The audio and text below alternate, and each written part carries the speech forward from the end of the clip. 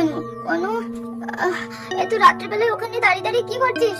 চলে আয়, কাটে শিগগিরই আয়, ঘুমাবো।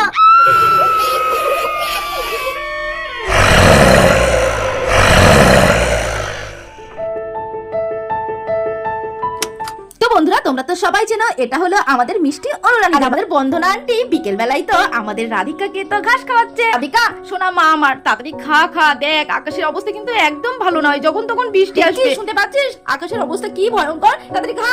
এই তোর এক বাজে অভ্যাস, প্রত্যেকদিন বিকেল বেলায় হাতে ধরে তোকে খাওয়াতে হবে, তুই না দিন দিন অনুর থেকেও ছোট হয়ে যাচ্ছিস। এই বলে বন্ধুরা আমাদের বন্ধনা আন্টি তো রাধিকাতে খাওয়াতে আসতো, আর এদিকে দৌড়াতে দৌড়াতে আমাদের অনুরানী তো তাড়াতাড়ি দিকে ছুটছে।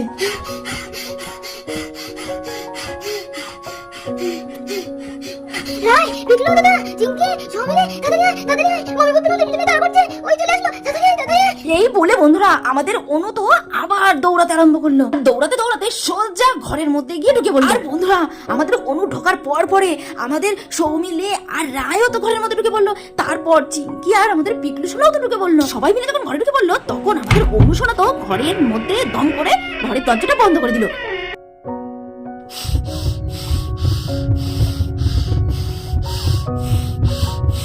নে খা খা, তাড়াতাড়ি খা, সন্ধে হয়ে এলো যে। ব্যাপারটা কি হলো? মেয়েগুলো সব দৌড়াতে দৌড়াতে হাঁপাতে হাঁপাতে ঘরের মধ্যে ঢুকলো কেন? আবার ঘরের দরজাটাও বন্ধ করে দিল। কিছু কি হলো নাকি? এই তো খেলা করতে গেল, এখনই বাড়ি চলে আসলো। খেলা না করে তার থেকে শুনি বরং। এই অনু, অনু বাবা রে, কি রে তোরা এত তাড়াতাড়ি যে মাঠ থেকে চলে এলি? কিছু কি হলো বাবা? চুপ চুপ চুপ, কেউ না কোনো কথা বলবি না, হ্যাঁ? মামা যদি একবার শুনতে পারে না যে আমাদের মাঠে মমি বই তারা করেছিল, তাহলে কিন্তু মামা কিন্তু আমাদের কোনোদিন আর মাঠে খেলতে যেতে দেবে না, ঠিক আছে? কেউ কোনো কথা বলবি না, চুপ, যা বলার না আমি বলছি, হ্যাঁ? তুই কেউ কোনো কথা বলবি না, একদম চুপ হয়ে থাকবি। মামা মামা কই, কিছু হয়নি তো? আকাশে তো পর্যন্ত মেঘ ঘুরঘুর করছে, তাই তাড়াতাড়ি করে আমরা সবাই মিলে বাড়িতে চলে আসলাম, যাতে ঘরে বসে একসাথে অনেকক্ষণ ধরে খেলা করা যায়, এই জন্য।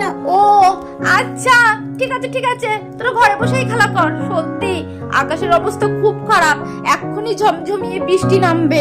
যাই, আর এখানে দাঁড়িয়ে থেকে লাভ নেই, তাড়াতাড়ি করে রাধিকাকে খাইয়ে আগে ওকে ঘরে তুলে দিই আমি। রাধিকা, এই রাধিকা, এই এই নে, তাড়াতাড়ি খা তাড়াতাড়ি খা। দেখ এখন মেঘ ঘন এসেছে, এখনই ঝমঝমিয়ে বৃষ্টি নামবে। এই বলতে না বলতে ঝমঝমিয়ে বৃষ্টি পড়া শুরু হয়ে গেল, আর প্রচন্ড পরিমাণে বিদ্যুৎ ডাকা শুরু হয়ে গেল। বিকেল গড়িয়ে সন্ধে হয়ে রাত হয়ে গেল, তবুও তো এখনো আকাশের তো বৃষ্টি থামার কোনো নামগন্ধই পাচ্ছি না। কি রে রাইমা, সৌমিলি, চিঙ্কি, পিগলু, বাইরে তো প্রচন্ড পরিমাণে বৃষ্টি হচ্ছে, তোরা কি করে যাবি রে? তোদের আজকে বাড়িতে যাওয়ার কোনো দরকার নেই, আজ তোরা আমাদের বাড়িতে থাক। তোদের মায়েদের কাছে আমি ফোন করে বলে দিচ্ছি, হ্যাঁ? আমি রাতের খাবার দিয়ে দিচ্ছি, তোরা খেয়ে তাড়াতাড়ি করে ঘুমিয়ে পড়, কেমন? নে বাবা নে। অনু, অনেক রাত হয়ে গেছে মা, খাওয়া দাওয়া হয়ে গেছে, ঝমাঝম শুয়ে পড় শুয়ে পড়।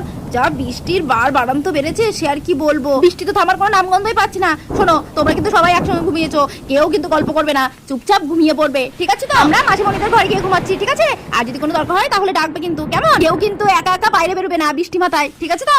ঠিক আছে মাম্মা। খুব ঘুম পাচ্ছে, যাই এবার আমিও গিয়ে ঘুমিয়ে পড়ি। এই বলে বন্ধুরা আমাদের বন্ধনা আন্টিও তো ঘুমাতে চলে গেল। এই দিক বন্ধুরা ঘড়িতে ঠিক যখন 12টা বাজে, ঘর পুরো শুনশান, পুরো অন্ধকার, বাচ্চারা তো সবাই ঘরের মধ্যে ঘুমিয়ে আছে। এদিকে বাচ্চারা যখন ঘুমাচ্ছিল তখন বাইরে থেকে একটা বিকট মানে ভয়ঙ্কর শব্দ শোনা যাচ্ছিল। সেই মমি ভূত আমাদের বাড়িতে তো চলে এসেছে দেখছি, এবার কি হবে? আর বন্ধুরা মমি ভূতের সেই বিকট আওয়াজ শুনে আমাদের অনুর তো ঘুমটা ভেঙে গেল। তারপর বন্ধুরা হঠাৎ আমাদের অনু খাটের উপরে সোজা হয়ে উঠে বসলো, এবং সেই মুহূর্তে অনুর চোখ দুটো পুরো স্থির আর খোলা রইল। বন্ধুরা আমাদের অনু তো আস্তে আস্তে খাটের থেকে রোডের মতো নেমে আসলো। তারপর বন্ধুরা আমাদের অনুর রিয়াকশন পুরো চেঞ্জ হয়ে গেল, মুখের আকৃতি কেমন করে ঘোরাফেরা, একটা ভয়ঙ্কর আর অদ্ভুত রকমের, সে কি আর বলবে, সে ভাষায় প্রকাশ করা যাচ্ছে না, এমন একটা ভয়ঙ্কর অভিব্যক্তি ওর মুখে লাগছিল। আর বন্ধুরা মানে ভয়ঙ্কর মমিভূতের মতো ও গর্জন করতে হবে। তারপর বন্ধুরা ওই গর্জনের আওয়াজ শুনে আমাদের সৌমিলির তো হঠাৎ ঘুমটা ভেঙে গেল। কিসের আওয়াজ হচ্ছে রাত্রের বেলা? কি ব্যাপার, পাশে অনু নেই তো? অনু কোথায় গেল এই রাত্রে? ও নিশ্চয়ই বাইরে টাইরে গেছে। ঘুম পাচ্ছে, আমারও ভীষণ বাথরুম পেয়েছে, যাই আমি একটু। এই বলে বন্ধুরা আমাদের সৌমিলি যখন উঠে বসলো বাথরুম করার জন্য, তখন তো আমাদের সৌমিকে দেখে কে যেন একটা ঘরের মধ্যে সাদা কাপড় পরে দাঁড়িয়ে আছে। ও, ওই তো অনু। আর আমি শুধু বেকার বেকার চিন্তা করছি ও নিশ্চয়ই বাইরে গেছে। যাই, আমি একটু বলি আমার সাথে যেতে। এই অনু, অনু চল না একটু, আমার না খুব হিসু পেয়েছে। আমার একা একা যেতে না বড্ড ভয় করছে। চল না রে একটু। কি ব্যাপার, অনু কোনো সারা শব্দ দিচ্ছে না কেন?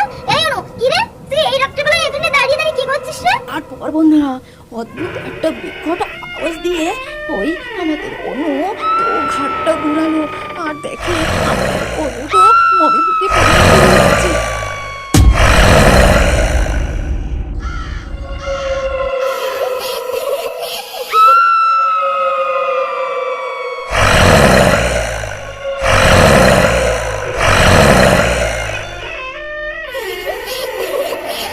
না, না, না, এটা কিছুতেই হতে পারে না। আমাদের অনু তো কিছুতেই মমিভূত হতে পারে না।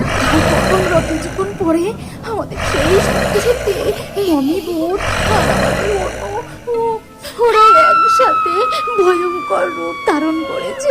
আর সেটা দেখে সৌমিলি কিছুতেই সহ্য করতে পারছে না।